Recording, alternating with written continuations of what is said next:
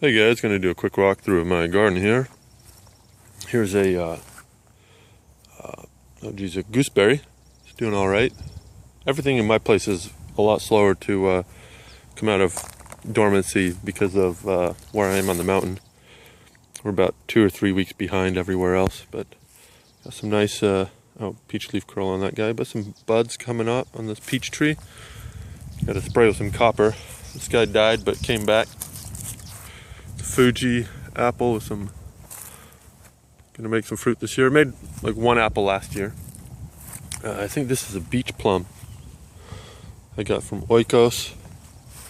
It's like a wolfberry or buffalo berry. Looks like a salmon berry that needs to come out. Another gooseberry, black currant. Ah, it's got some flowers on it. My friend's already had fruit on his, I believe.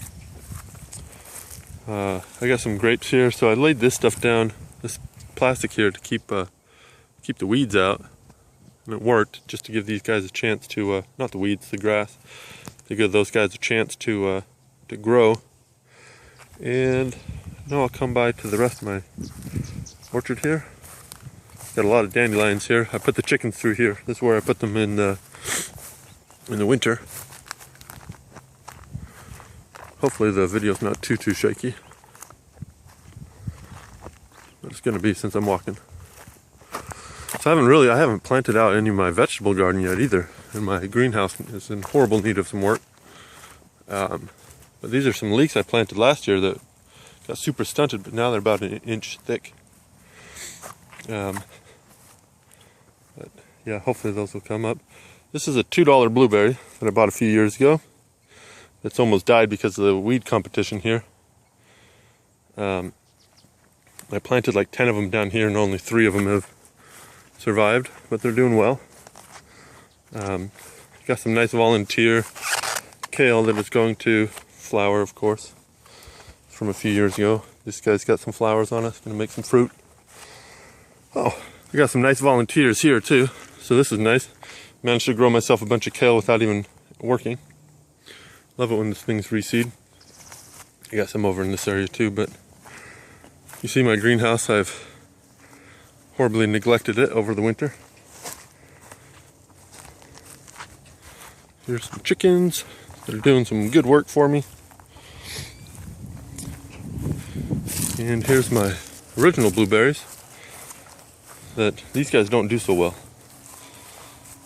But this one, they're finally starting to do well. So this will be actually, looks like the first good yield off of that guy, off of any of my blueberries in here. And they've been there for like 5 or 6 years. But yeah, they tend to get dried out in the summer is why. It's my cherry tree. Looked like this last year too, and then I got 0 fruit. So I don't know what I'm going to do this year to kind of encourage fruit set, but the guy's super tall, so I think I'm going to cut it down right about that junction right there. Actually, it'd be best maybe right about there and bend them branches down. But here's a peach or nectarine tree. But if you look at these guys, something is really stunting these guys here, and I have no idea what it is. I don't know if it's because of that guy, but it could be. There's another cherry tree that I got. Again, it's super stunted, but it's making fruit, so that's nice. Or it should, hopefully. There's another cherry. It's got the buds that haven't broke out yet, so it's kind of a late variety. Another cherry, I believe. Yeah, cherry. And I'll show you the garden this way. So, or the orchard. A bunch of stuff here. I got apples and peaches, nectarines, and plums. Not plums here. Pears is what I meant. And there's a seedling rootstock, Antonovka. A couple things back there that aren't doing so well. This is one of my first Antonovka that I planted that's growing, but for whatever reason, I transplanted this guy and the top got broke off. Well, this is a plum makes tiny, like, plums about yay big. It was from the rootstock from my ornamental plums. That's the same thing. And if they don't do well, then I'll just take them up. So, just fine. The crabapple, native. This is native crabapple to this area, I believe. So, transplanted it there last year. Another cherry tree, peach tree. And then this is the area that I really wanted to get into. So, of course, this is the area I've spent most work on. You can see my comfrey in the background growing really well. And these trees, this one's really slow to come out of dormancy, but actually what's super neat about this area is if you see the shade over there, the shade comes from those guys. Those guys are like maybe 150 feet tall or something, but they'll be there for a while unless the wind takes them down. But what's neat about this is that you can see the shade and the sun, and the stuff that's in the sun is a couple weeks ahead of the stuff in the shade as far as breaking dormancy. That's just really interesting to see that. Oh, these guys, I transplanted a bunch of these guys last year, maybe it was 2 years ago. Had to been last year, beginning of last year, and a lot of them, or a couple of them, I thought died, but it turns out that they survived. Oh, look, I've got this stuff going on several of my trees here. Animals have taken a liking to them during the winter. Here is my black locust. These things grow so quick here, and it's got some nice, friendly, inviting foliage on it that says hello to anybody who wants to come next to it. It finally got some wood chips on all of this stuff because it's been overtaken with grass, so figured I'd finally lay some down and put some cardboard down. And some people don't have luck with cardboard, but I have great luck with it. It doesn't last too long here, maybe 1 or 2 years, and in that time it does a great job of keeping everything down. So this is probably my most well manicured row right now of trees in this area. And you know, just got a bunch of random things. Apple. I transplanted some alders. Alders are the what are they? They are the native nitrogen fixer. And so, oh, this is cottonwood, I believe. It needs to come out. Geez, some of these guys don't look like they're doing so well. Dwarf Macintosh, huh? No, it's still alive. Looks pretty live. Some peaches. Oh, and here we can see the backside of all my comfrey up there. So that produces, you can see all of the comfrey leaves there. Produces a ton of stuff. I'm probably gonna chop a lot of it down and put around my trees this year, around various things this year to different areas that aren't, well, I'm going to move them to places that don't have comfrey. So I'm probably going to line this area with comfrey too. Here's that amazing tree that was just loaded with blossoms last year, but the deer managed to eat it back quite a bit. So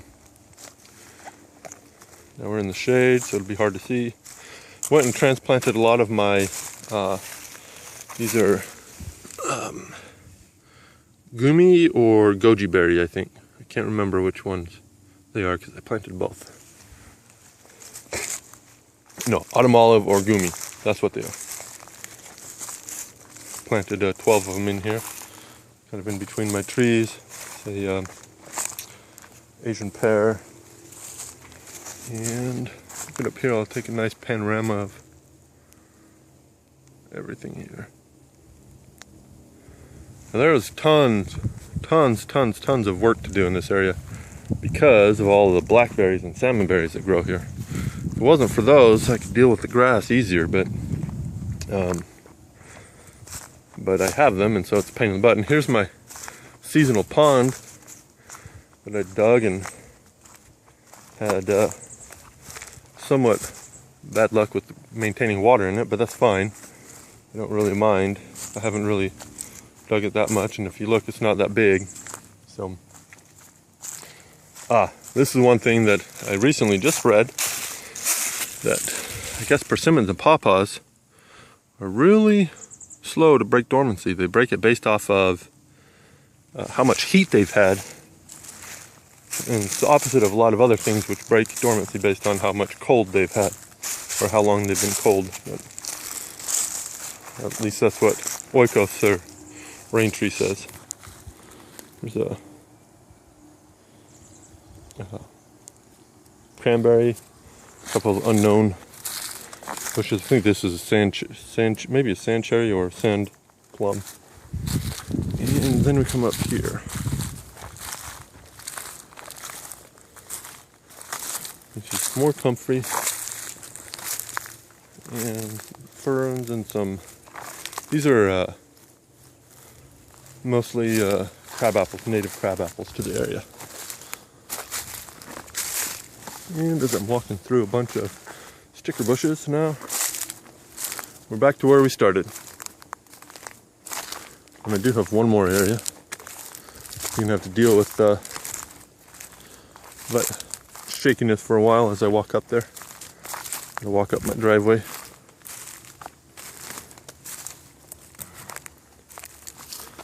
So I'm excited to actually finally have some blueberries this year, though. So I have not had luck with my blueberries because I don't tend to water them at all.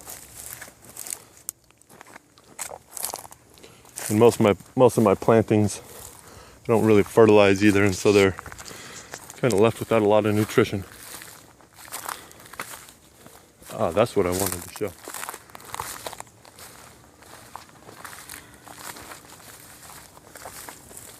Anyways, guys, bear with me.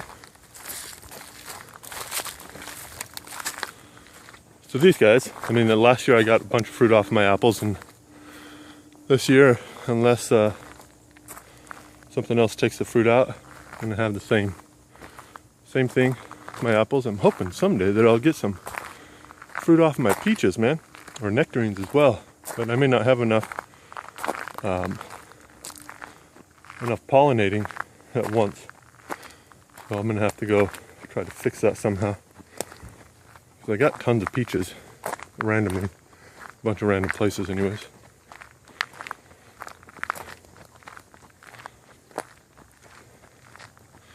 Let's come over here.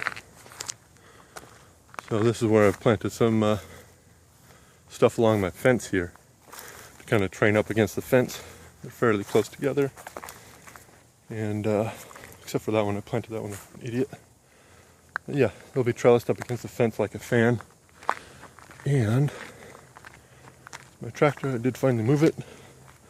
Got some wood chips over most of this area. So this area is kind of, haven't had much time to maintain it, so it's kind of not doing so great. So let's go and show you the biggest thing I've been working on lately, which is my grafting. So taking a couple of pictures and put them on Instagram, but I haven't done much besides that. And so I bought 100 rootstock from Rain Tree Nursery. They are Bud 9 and EMLA 27, which are two really small rootstock. EMLA 27 is smaller. And so bought a grafting tool, and just, you know, it's fairly quick to make these cuts. It's got the Omega cut, so let me see if I can focus in. And the other thing I did was I bought 60 scions, which they're a little bit thin. Otherwise I could have gotten a little bit more grafting on some of these guys, because my rootstock is, it said 1/4 inch caliper, but that's more like 3/8. So and some of them are even bigger than that. But one of the things I've done is on some of my Antonovkas that I've been growing, I did some, let me see if I can find an interstem somewhere. I know I did a couple of interstem grafts. Oh, right here's an interstem. So here's Antonovka roots. Here is Bud 9, and here is Golden Russet. And another interstem somewhere as well. Oh, here's one. Interstem that I lost the variety of. Don't ask me how I did it. And then here's another interstem I did that's Bud 9, Antonovka rootstock, and roots and wealthy. And over here I've got one more. Golden Russet and Bud 9 on Antonovka rootstock. So anyways, hoping that'll do well. And then the other thing is my figs that I grew from cuttings last year. I got about, I think 10 survived, which is super nice. But anyways, here's my apples. Most of those are apples. Anyways, thanks for watching, guys. Bye.